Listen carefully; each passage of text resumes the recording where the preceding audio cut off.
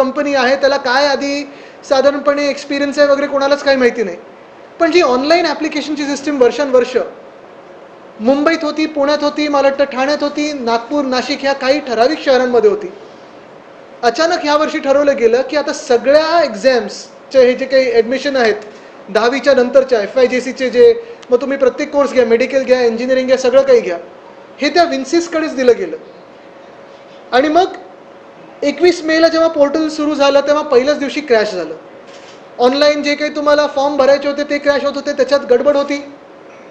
OTP येणार नाही येणार, SMS येणार नाही येणार, हा सगळा गोंधळ झाल्यानंतर 10 जूनला पहिली यादी येणार होती.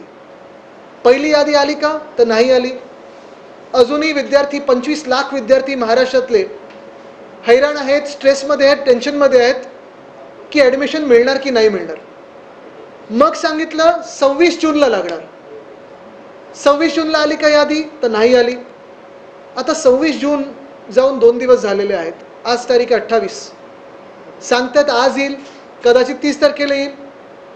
आज कदाचित लागूही शकते यादी, किंवा 30 तारखेला लागू शकते, किंवा पुढेही जाऊ शकतं. पण प्रश्न हाच आहे की फडणवीस साहेबांनी असे अकार्यक्षम मंत्री आजूबाजूला गोळा केलेले आहेत की जेव्हा त्यांचा पहिल्या वर्षाचा रिपोर्ट कार्ड येईल तेव्हा 10वीचे हे विद्यार्थी तर पास झाले, पण या भाजप सरकारचं रिपोर्ट कार्ड जे येईल ते प्रत्येक खात्यात फेल फेल फेल फेल येईल. कारण नुसतं गोंधळ उडवायचा, विषयांवरनं अजून काहीतरी विषय दुसरीकडे न्यायचा, भाषेवरनं आपण तुम्ही वाद पेटवून ठेवलेला आहे, तुम्ही पहिलीतल्या विद्यार्थ्यांवर 3 भाषा लादणार आहात, हे सगळं गोंधळ ते एका बाजूला. पण जे शालेय शिक्षण मंत्री आहेत ज्यांनी हा सगळा गोंधळ घातलेला आहे त्यांना मुख्यमंत्री महोदय जाब विचारणार आहेत की नाही? कारण त्यांनी शिक्षणात घोळ घातलेलाच आहे आणि आता पुढे ॲडमिशन मिळणार की नाही ह्याच्यावर मुलांचं टेन्शन आणि आईवडिलांचं टेन्शन, पालकांचं टेन्शन हे वाढत चाललेलं आहे. नुसतं आईवडिलांचं नाही, विद्यार्थ्यांचंच नाही, तर कॉलेज देखील कधी सुरू होणार? कारण आत्ता जर पहिली यादी लागणार असेल, कट ऑफ कळणार असेल, तर मग पुढचं काय? आणि 1 मिनिटासाठी घाणेरडं राजकारण बाजूला ठेवावं. कारण आता हे जे दिसतंय ना मला, 13 मेला निकाल लागले, आज 28 तारीख आहे. तुम्ही ॲडमिशन देताय की मंत्रिपद देताय? स्वतःचं सरकार बनवायला तुम्हाला 1.5 महिना लागला होता, मंत्रिपद द्यायला 2 महिने लागले, तसं ॲडमिशन द्यायला तर किती वेळ लागणार आहे? हा घोळ कधी ना कधीतरी सुटणार आहे की नाही? आणि नुसतं एवढंच नाही आहे, तुम्ही बघा दरवर्षी MPSC मध्ये गडबड होतेच होते.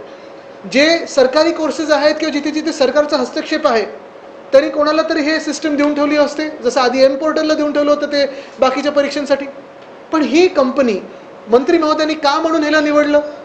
अचानकपणे कुठचाही प्रकार म्हणजे हा असा पूर्ण सिस्टमवर लादणं, कुठेही ड्राय रन न करता, कुठेही ह्याचा प्रयोग कसा चालेल हे न पाहता जर तुम्ही असं सगळं लादणार असाल तर महाराष्ट्राचं भवितव्य तुम्ही मारून टाकता. आणि हे पाप शालेय शिक्षण मंत्री दादा भुसे करत आहेत. आज जर यादी लागली नाही तर राज्यभरात युवसेना आंदोलन करणार आणि शालेय शिक्षण मंत्री गद्दार दादा भुसेंचा राजीनामा मागणार. त्यांना काय क्षमता त्यांच्यात पाहिली आणि शालेय शिक्षण सारखं खातं मोठं दिलेलं आहे की हा कोअलिशन धर्म हे पाळत आहेत, पण कोअलिशन धर्मामध्ये देखील क्षमता तुम्ही पाहता की नाही पाहत, हा माझा सवाल मुख्यमंत्री महोदयांना. आणि म्हणून मी विनंती करीन त्यांना, आत्ता तरी आग्रहाची विनंती आहे आमचं आंदोलन सुरू होण्याच्या आधी, की हे खातं दादा भुसेंकडून काढून घ्यावं. त्यांना मंत्री म्हणून कोअलिशनचं तुमची काही अडचण असेल तर तुम्ही नुसतं मंत्रिपद ठेवा त्यांच्याकडे, पण खातं ठेवू नका. कारण ते कृषी खात्याचे असताना देखील आम्हाला विनंती केली होती की मला खातं आवडत नाही, मला बदलून द्या. मग मागच्या वर्षी आपल्याला आठवतं MSRDC वगैरे त्यांच्याकडे होतं, समृद्धीचं आता काय हाल झालेत आपण पाहत आहे. आणि आता शिक्षण खातं दिलंय, तसेच खड्डे विद्यार्थ्यांच्या आयुष्यात पडत गेले, तर ह्याला जबाबदार भाजपा आणि शालेय शिक्षण मंत्री दादा भुसे असतील. गेल्या काही काळापासून शिक्षण खात्यातला जो घोळ आहे तो संपत नाही, त्याची मालिका सुरू आहे. ते अगदी हिंदी भाषेच्या सक्तीपर्यंत तुम्ही आता जो मुद्दा मांडताय तिथपर्यंत. नक्कीच, पण हा घोळ ह्याच्यासाठी जबाबदार कोण आहे? मंत्रीच आहेत ना जबाबदार. ती कंपनी निवडली कोणी, लादली कशाला? जे काही त्यांना अनुभवच नसताना 25 लाख विद्यार्थ्यांचं भवितव्य तुम्ही एका कंपनीच्या हातात देता. मग या कंपनीवर कारवाई तुम्ही करणार आहात का? मंत्र्यांवर कारवाई करणार आहात का? तिकडचे जे खात्याचे सेक्रेटरी आहेत ते तरी तुम्ही बदलणार आहात का?